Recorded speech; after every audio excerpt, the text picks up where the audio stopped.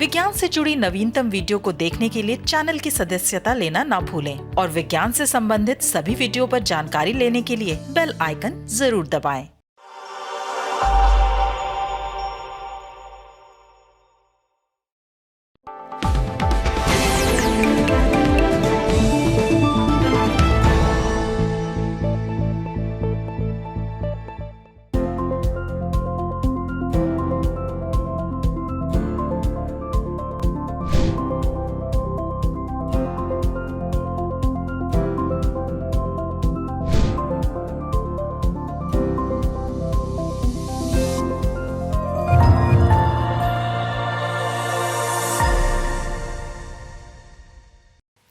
नमस्कार, वैज्ञानिक चेतना से लैस अनुसंधानिका में आप सबका स्वागत है। मैं हूं आपके साथ ऐश्वर्या और अनुसंधानिका के इस अंक में देखिए, पानी के 83.6% नमूनों में मिला uranium.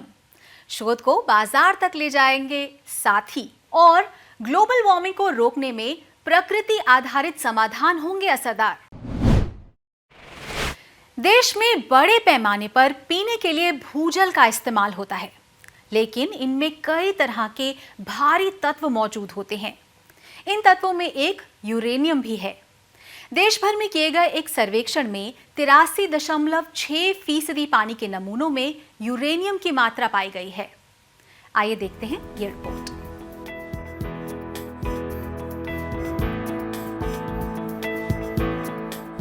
Bhabha atomic research centre यानी बार्क ने पानी को लेकर एक सर्वेक्षण किया है।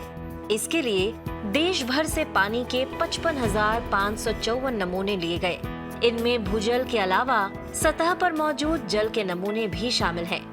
इन नमूनों में यूरेनियम की कम से कम मात्रा की पहचान कर सकने वाली तकनीक का इस्तेमाल करते हुए जांच की गई।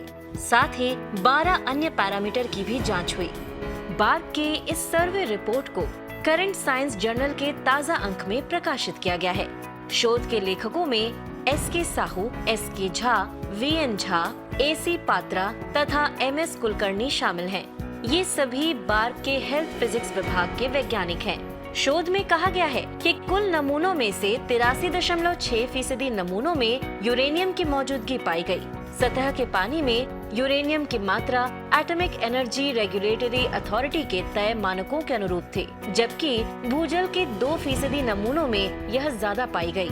लेकिन रिपोर्ट में चिंताजनक बात यह पाई गई कि ज्यादातर नमूनों में डिसॉल्व्ड यूरेनियम की मात्रा में बढ़ोतरी का रुझान पाया गया। ऐसे पानी को पीना स्वास्थ्य के लिए नुकसान का कारण बन सकता है। पंजाब, कर्नाटक तथा मध्य प्रदेश में कई स्थानों पर नमूनों में यूरेनियम की मात्रा ज्यादा पाई गई है। इसके अलावा पानी में जिन 12 अन्य पैरामीटर की जांच की गई थी, उनमें से कई तत्वों की मात्रा तय सीमा से ज्यादा पाई गई।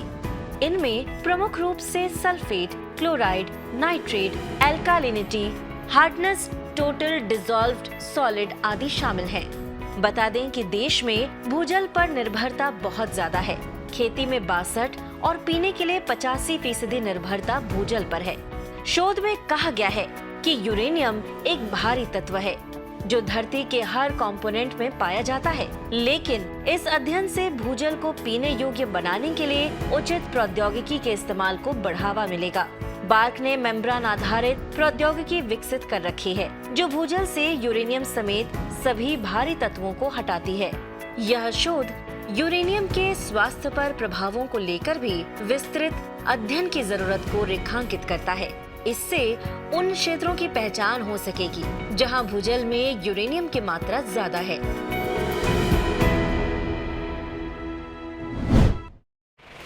देश में अनुसंधान तो खूब हो रहे हैं, लेकिन असल चुनौती प्रयोगशालाओं में विकसित की जाने वाली तकनीकों को बाजार तक ले जाने की होती है। इसी बात को ध्यान में रखते हुए विज्ञान एवं प्रौद्योगिकी विभाग यानी डीएसटी ने एक नई योजना sophisticated and technical help institutes यानी साथी शुरू की है।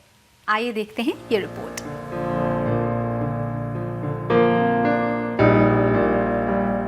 विज्ञान एवं प्रौद्योगिकी विभाग यानी डीएसटी की योजना के तहत अभी 3 साथी केंद्रों की स्थापना की गई है। ये केंद्र आईआईटी दिल्ली, आईआईटी खड़गपुर और आईआईटी बीएचयू वाराणसी में स्थापित किए गए हैं। सरकार की योजना अगले 4 सालों तक प्रति वर्ष 5 और साथी केंद्र खोलने की है, यानी 20 और साथी केंद्र आने वाले समय में खोले जाएंगे। हर केंद्र से कम 100 उम्दा शोध विभागों को जोड़ा जाएगा। विज्ञान एवं प्रौद्योगिकी विभाग के सचिव प्रोफेसर आशुतोष शर्मा ने कहा कि प्रत्येक केंद्र के लिए 125 करोड़ रुपए प्रदान किए जाते हैं। इन केंद्र में प्रयोगशाला में हुए अनुसंधान के आगे के विकास एवं विश्लेषण संबंधी उपकरण एवं तकनीकें उपलब्ध कराई जाएंगी। इन्हें उद्योगों, लघु एवं मध्यम उद्योगों, स्टार्टअप तथा राज्य विश्वविद्यालयों की जरूरतों को ध्यान में रखकर बनाया जा रहा है। इन केंद्रों का इस्तेमाल नई तकनीकों को आगे बढ़ाने के लिए इस्तेमाल कर सकेंगे, मसलन जैसे प्रोटोटाइप तैयार करना या किसी उत्पाद का विश्लेषण करना, उसके क्रियाओं का अध्ययन करना आदि। इसके लिए उनके पास आम तौर पर अपने संसाधन नहीं होते हैं, इसलिए उनके लिए साथी केंद्र बेहद उपयोगी साबित होंगे। उन्होंने कहा कि इन केंद्रों में 80% समय उद्योगों के लिए तथा बाकी 20% शोध संस्थानों के लिए आरक्षित रहेगा। जहां ये केंद्र स्थापित किए गए हैं, उस पूरे क्षेत्र के संस्थानों को इनसे जोड़ा जाएगा और वो अपने शोध को आगे बढ़ाने के लिए इन केंद्रों का इस्तेमाल कर सकेंगे। मकसद यह है कि उद्योगों के साथ साथ शोध संस्थानों को भी इन केंद्रों के उपकरणों एवं तकनीकों के इस्तेमाल का लाभ मिले। इन केंद्रों पर सेवाओं के बदले कुछ शुल्क भी लिया जाएगा। मंत्रालय ने कहा कि ये केंद्र देश में साझा, पेशेवर रूप से प्रबंधित और मजबूत विज्ञान और प्रौद्योगिकी बुनियादी ढांचे की आवश्यकता को पूरा करेंगे, जो शिक्षा, स्टार्टअप्स, विनिर्माण, उद्योग और अनुसंधान और विकास प्रयोगशालाओं के लिए आसानी से सुलभ होंगी। उन्हें महंगे उपकरणों की खरीद नहीं करनी पड़ेगी। साथ ही केंद्रों के संचालन के लिए एक बोर्ड बनाया जाएगा, जिसमें प्रमुख वैज्ञानिकों, अधिकारियों एवं उद्योग जगत के लोगों को शामिल किया जाएगा। ऑक्सफोर्ड विश्वविद्यालय के अध्ययन में ये दावा किया गया है कि ग्लोबल वार्मिंग को काबू करने में प्रकृति आधारित समाधान फायदेमंद साबित हो सकते हैं। इस अध्ययन को हाल में नेचर जर्नल में प्रकाशित किया गया है। आइए देखते हैं रिपोर्ट।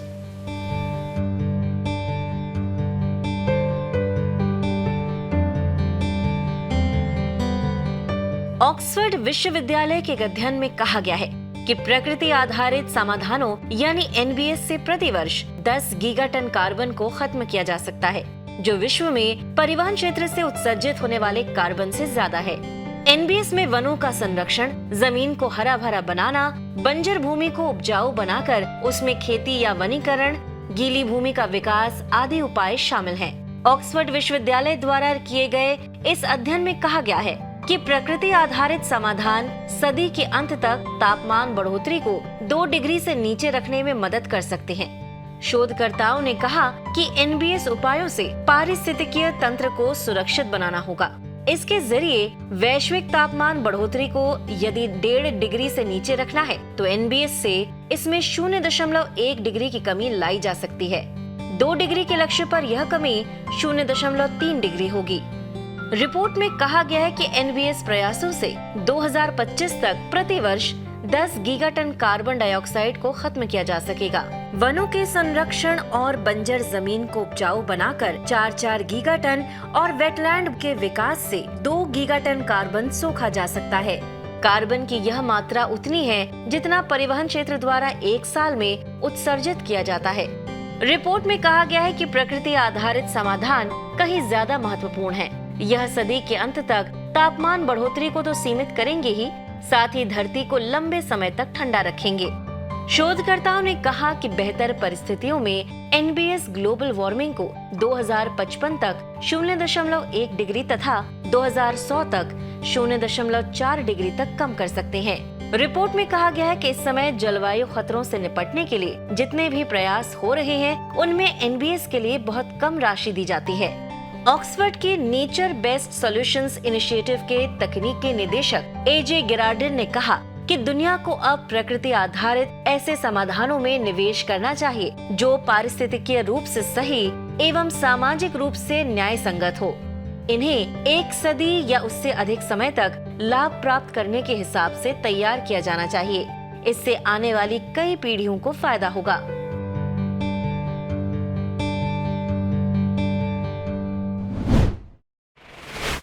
अनुसंधानिका के आज के कार्यक्रम में बस इतना ही। आप सबसे अनुमति लेने से पहले एक विनम्र अनुरोध। विज्ञान, प्रौद्योगिकी, आविष्कार और नवाचार जगत के विश्वसनीय कार्यक्रमों को देखने के लिए आप अपने मोबाइल पर इंडिया साइंस ऐप अवश्य डाउनलोड करें। और एक बात और, देश का अपना विज्ञान चैनल इंडिया साइंस अब फेसबुक, ट्विटर, यूट्यूब, लिंक्डइन और इंस्टाग्राम पर भी उपलब्ध है। और हमारे कार्यक्रमों के बारे में आप अपने फीडबैक और सुझाव हमें ईमेल कर सकते हैं। हमारा ईमेल पता है feedback@indiascience.in। तो अगले सप्ताह हम फिर हाजिर होंगे अनुसंधानिका के एक और रोचक अंक के साथ। तब तक आप सब अपना ख्याल रखिए और हमें दीजिए इजाजत। नमस्कार।